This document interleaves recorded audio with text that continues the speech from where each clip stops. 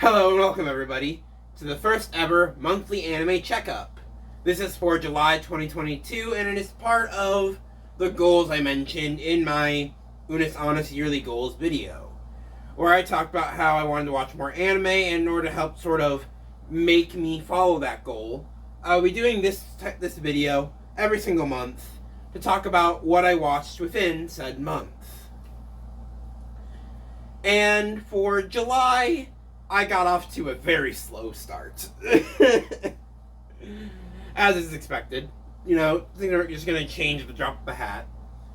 But, I started with talking about, or I started with watching Pokemon Hisuian Snow. For those that don't know, this is a Pokemon miniseries related to the game Pokemon Legends Arceus, telling the story of Alec and a Zorua he meets out in the wild. And I really enjoyed it. It's a really wholesome show that is about the bond between both father and son, but also the bond between people and Pokemon. And it's just adorable and amazing. And it's only like 5 to 6 very short episodes, probably an hour in total length, maybe less. So please, and on top of that, you don't even have to go to Crunchyroll or Netflix or anything. It's literally available right here on YouTube. Just go to the official Pokemon page, or just type in Pokemon Hisuian Snow into YouTube, and you should be able to find it. Though I will also link, at the very least, the first episode in a pinned comment down below for your guys' convenience. Now, the next thing I want to talk about is very closely tied, because, I mean, I'm a fan of Ruby, got the scythe, and so, of course, I was extremely excited when I heard that Ruby was getting an anime adaptation. Well, adaptation / new series. Essentially, Ruby Ice Queendom aims to retell the series while still adding some of its own elements. According to the creators themselves, before the show premiered, they're basically doing this as a retelling that works within the same canon, but is also taking the opportunity to do some new things with the property. And specifically, this is by adding in nightmares, which is a type of Grimm, which are the enemies of the world of Remnant, which is the world of Ruby, and that essentially prey on people's dreams, or rather their insecurities, where when someone is emotionally conflicted or they don't feel good necessarily, like they feel depressed, anxious, whatever, the nightmare preys on that and uses those emotions to drain the aura out of their target and use that to grow and develop. And we get a very quick example of this with John Arc, who is insecure about the fact that he didn't truly earn his way into Beacon. And so that makes him obviously very insecure, especially since he comes from a long line of previous heroes.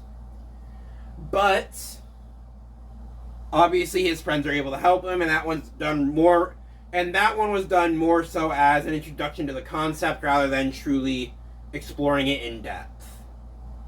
However, in the immediate next episode, we get right into the action with Weiss, one of the more main characters, developing her own nightmare, and one that she ends up accidentally letting fester. This is where we start to see the true change in the series, as by episode 4, they have now officially gone completely off the rails, with Ruby having to find Weiss within her own nightmare. And throughout it, and it's actually a really interesting concept, because essentially Ruby is exploring the mind of Weiss. Even though it's a mind zone created by the nightmare, it's still created by how Weiss tends to think about people or how she sees people. For example, she thinks that Ruby is really childish, and so Ruby ends up coming up in her dream, in this dream world, looking more like a child that's playing in the snow. And we see this with other characters where she looks down on the quote-unquote silly people that are part of Team Juniper, and they're literally locked in a cage for sillies. And are acting like little more than just little cats. Which is kind of degrading, but okay, Weiss. and we see Weiss herself acting as a more militaristic commander, where she has become the worst version of herself. And ultimately, Ruby and Weiss end up fighting, and then it gets cut off in the middle, because of course it does. They gotta rope you in for the next episode. But anyways, while it's not necessarily a perfect retelling by any means, it's still a really awesome and fun show. And you can really tell that the creators are really going all in for it. I will say, the first few episodes gave me some pause because it felt like they cut out a lot of things, but then they also made a lot of things better in terms of just the story of basic Ruby. And so the fact of all that happening really does make it out, or really does show the fact that this series is really just meant to be fun. And so that's kind of what I've been watching. And obviously I've only watched up to episode 4, because as of this point of recording the video and editing it, episode 4 is all that's out. Now, unfortunately, Ruby Ice Queendom, which is the name of the anime adaptation, is not available for free on YouTube, but rather it is exclusive to Crunchyroll, I believe. I say believe because I'm not sure if it's exclusive, but I know for a fact it is at the very least on Crunchyroll, because that's where I've been watching it. And they did have a marathon thing special that showed the first 3 episodes all in one big chunk on YouTube, but that has since been removed, or at least I haven't been able to find it again. So there's that. And now, getting on to something that's not necessarily as anime related, not necessarily anime, but still anime related, is manga. Manga is where most anime stems from, and while I know that this series is meant to more so keep track of the anime I watched, I figured, throwing in manga at the end if I've read some manga won't really hurt it that much. And so specifically I started reading this book. Watakoi, Love is Hard for Otaku. And this is specifically the US volume 1, because it says right there on the back, if I can make show it on camera, that it includes volumes 1 and 2 of the Japanese release. That's one of the few perks of localization, is that sometimes you get thicker volumes that condense everything. Or not condense it, but make it into fewer actual books, even if it makes them thicker. While I'm sure you can probably assume from the general design of the covers that it is a romance story, and that's certainly what I thought it was going into it, it is far from. In fact, this is more of a comedy than a romance. Basically, the plot revolves around Narumi being a closet otaku, which for those of you that don't know, an otaku is a Japanese word for someone who is overly obsessed with something. For example, someone who is overly obsessed with Ruby would be considered a Ruby otaku, or someone who is like really, really obsessed with Christianity would be a Christian otaku, and so on and so forth. However, the US and the general anime community has altered the meaning of the term to where now, more commonly, it's known to simply mean someone who is more on the nerdy side of things. So the kinds of people who are into games, anime, manga, aka ya boy. In Japanese society, it's typically that it is kind of frowned upon to be an otaku, especially of things like games and anime. Because similar to here in the West, games, cartoons, all that sort of stuff is generally deemed as more for kids, so to speak. But Watakoi over here, but basically, she ends up at her new place of work. But basically, she tries to hide it because every boyfriend that she has ends up running away from her because she's an otaku. And the story revolves around her re-meeting at her new place of work with her childhood friend, I gotta remember his name, Hirotaka.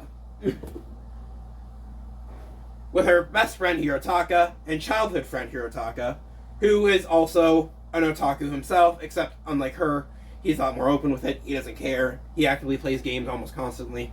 And essentially, she tries to make him not say anything about her being an otaku, wanting to try and hide it, of course. And that's when Hirotaka comes with his own counteroffer, since he's always kind of liked Narumi. Which is that, why doesn't he just date her? Since he's obviously okay with her being an otaku, since he's an otaku himself. And so it's just an easy relationship then. And so the two decide to start dating. That may sound like spoilers, but it is literally chapter 1. From there on, the story goes into more of I would like to say an otaku version of The Office. Like if The Office was made for people who are already otaku. Because obviously The Office is a comedy show set in an office setting with all sorts of references to just general pop culture, such as movies, shows, and all that sort of stuff. And obviously it has comedy revolving around those references, and even some of its own comedy and all that sort of stuff.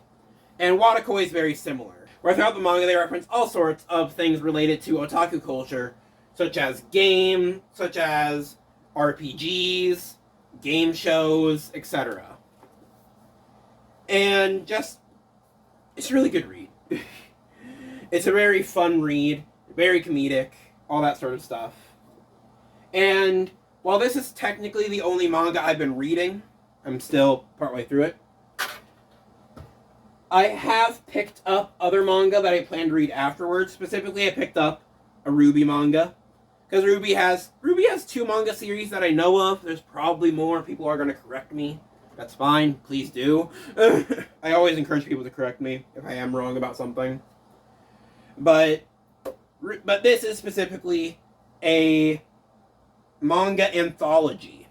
And it is basically a bunch of side stories that revolve around, that kind of take place somewhere in the midst of the general Ruby plot, that just are generally unimportant adventures in the grand scheme of things. So therefore, they've been turned into this adaptation, even though they don't necessarily feature from the original show. And then Ruby also has, just for saying it, Ruby also has another manga series that is more of just a one-for-one retelling, though obviously I assume it also has its own differences. And then the second one I picked up is the complete manga collection of I Want to Eat Your Pancreas, which, despite how the title sounds, is actually a really cute love story about a girl who has pancreatic cancer. And I've heard of this series for a while. It has an official movie, and maybe I'll watch that movie at some point. I don't know. I tend not to watch anime from the manga that are based on the manga I read, because obviously reading is usually a lot better than watching. So, but those are just my general thoughts on what I've read and watched throughout this month. I don't know why I blinked there. But please let me know, as I keep going on my anime watching journey, what anime do you think I should watch? What are some of your favorites, or what are some anime you think I like? Leave those in the comments down below. And you know what? Screw it. Let's broaden it. even if it's not anime. Just tell me a show you like or a book that you recommend. And then, obviously, like while you're down there if you did enjoy the video. And last but not least, please subscribe. We're constantly growing, and I love seeing it grow. And it would just mean a lot to me if you did subscribe, because it shows that you're willing to support. And then also, there is merch. I've said this a few times already, but I'll say it in this video. There is merch if you want to have it on bonfire.com /Austin /store or /store /Austin D merch shop, I believe. There's a link in the description down below. You don't have to type all that. And I think that about covers it for today's video. And so yeah, I'll see you guys next month.